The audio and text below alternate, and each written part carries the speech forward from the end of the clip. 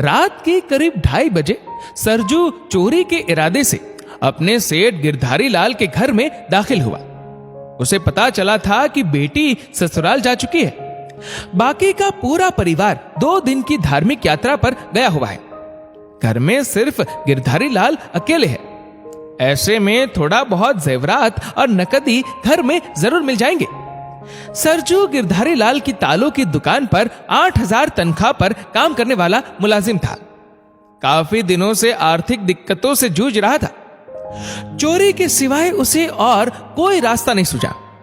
जिस तरह गिरधारी लाल ने बेटी की शादी में बहुत सारा धन खर्च किया था, उस भव्यता को देखकर सरजू ने अंदाजा लगा लिया था कि सेठ जी यूं ही फक्कड़ नजर आते हैं, लेकिन घर में बहुत माल दबाया हुआ है।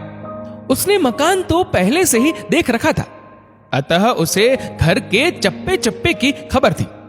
सबसे पहले वो गिरधारी लाल की पत्नी के कमरे में घुसा। कमरे को अच्छी तरह से छान मारा। वहां उसे जेवरात के कुछ खाली बॉक्स मिले और नकदी के नाम पर कुछ हाथ नहीं लगा। बॉक्स खाली क्यों थे उसे समझ नहीं आया। इसके बाद वो बड़े बेटे के कमरे में गया। वहां भी कुछ नहीं था।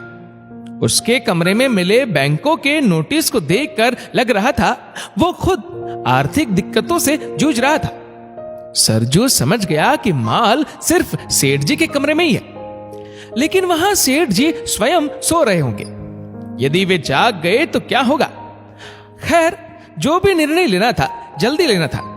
अतः सरजू ने ऊपर के माले में स्थित गिरधारी लाल के कमरे में दाखिल होने का इरादा पक्का किया और चढ़ गया।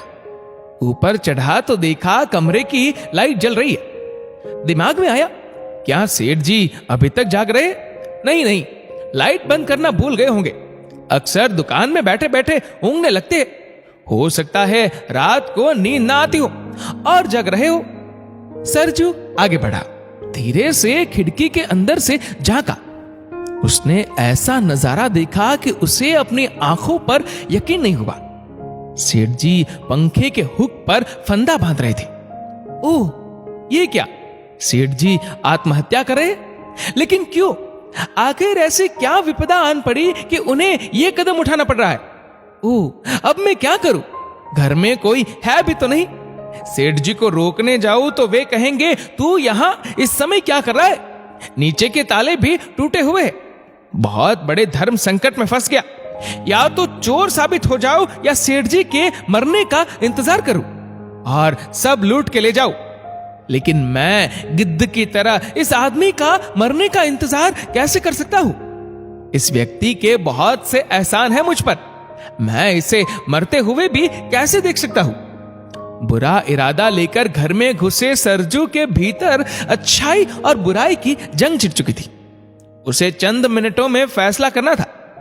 या तो इंसानियत के आगे आत्मसमर्पण कर ले, या जिंदगी भर खुद के गिद्ध होने का बोझ लेकर जीता रहे। गिरधारी लाल स्टूल पर खड़े होकर फंदा गले से लगा रहे थे।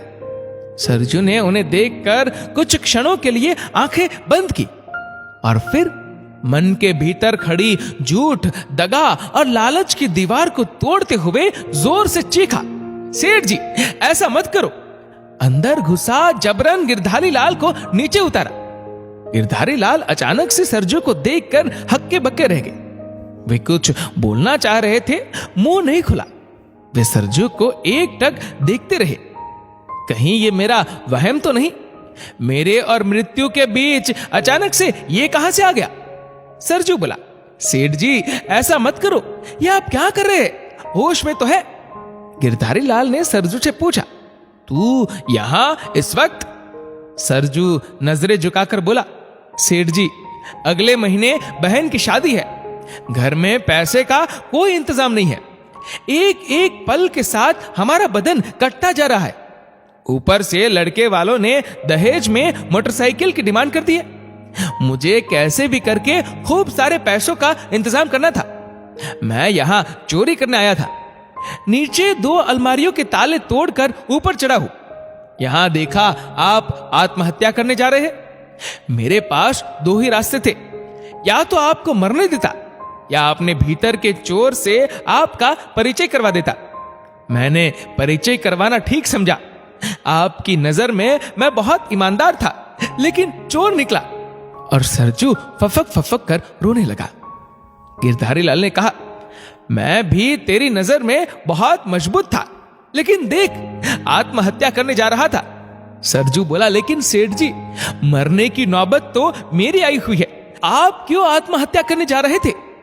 गिरधारी लाल बोले, तेरी और मेरी समस्या एक ही है।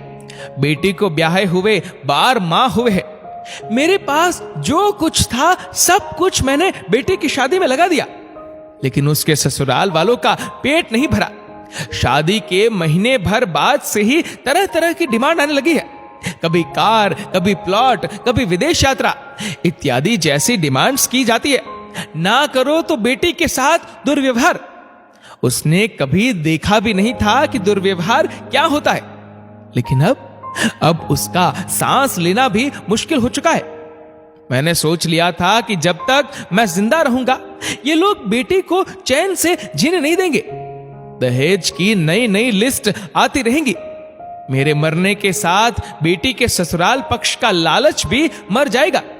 कुछ दिन मेरी मौत का शोक मनाकर बेटी सदा के लिए सुखी हो जाएगी। सरजू सोच में पड़ गया। बहन के लिए जिसे हम लूटने आए थे वो तो खुद बेटी के लिए लूटा पड़ा है, और अब उसके पास देने के लिए जिंदगी के अलावा कुछ नहीं है। सरजू बोला, सेठ जी देखिए, मरने तो मैं आपको दूंगा नहीं, परेशान मैं भी हूं। इतना परेशान कि अपने ही स्वामी के यहां चोरी करने आया था। जिस थाली में खाया उसी में थूकने चलाया था, लेकिन आत्महत्या करने नहीं गया। आप भी ऐसा गलत काम मत कीजिए। हत्या दूसरों की हो या खुद की, हत्या सिर्फ हत्या ही है। चोरी घर में करूं या बाहर करूं, चोरी तो चोरी ही है ना। गिरधारी लाल बोले, बात तेरी सही है, लेकिन हम अब क्या करें? कोई समाधान है इस समस्या का? सरजू बोला, समाधान यही है कि अब हम लड़ेंगे। जो लोग मोटरसाइकिल मांग रहे हैं दहेज में, मैं ऐसे लालची परिवार में अपनी बहन की शादी नहीं होने दूंगा। चाहे सारी जिंदगी बहन कुंवारी रहे, कोई दिक्कत नहीं। आप भी लड़ लीजिए। दीदी को ले आइए उस दलदल से निकालकर, कोई फर्क नहीं पड़ेगा।